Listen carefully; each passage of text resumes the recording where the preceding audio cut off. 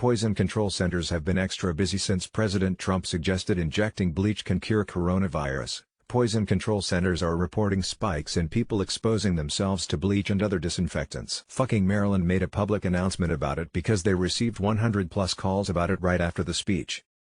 Obviously Marylanders don't understand sarcasm. Usually I will be a smartass on articles like this, but I just can't anymore with what's happening. Yep, it's like trying to hurt a masochist. You keep trying, but it just seems weird. Gotta love how the Cheeto-in-Chief will spin this, that his idea from his bigliest brain would be taken the wrong way by less bigly brain peopled. He's already stated that he was being sarcastic and mocking reporters during his serious comment to Dr. Birx. This alone should be cause for removal from office. Seriously. If the hydroxychloroquine scenario wasn't enough. Murderer. Mass murder. Had the US been party to the UN human rights, he'd be up in court in The Hague. All part of his plan.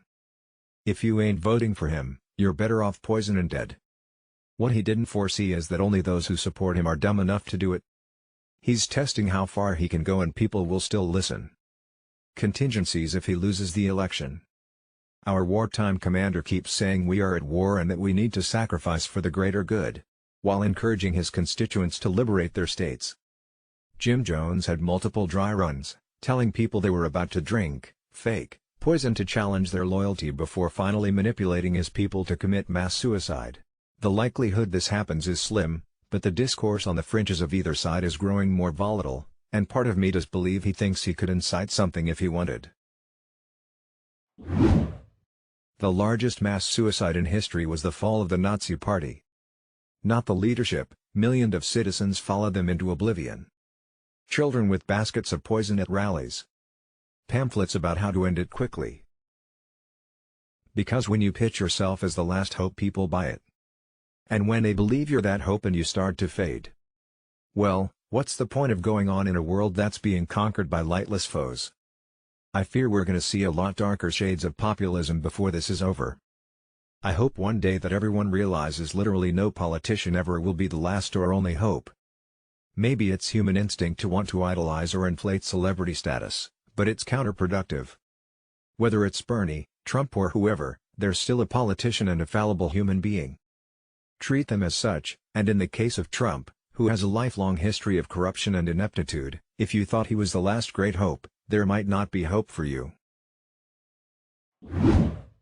Is this actually true? I mean, even dumb people understand the concept of poison, right?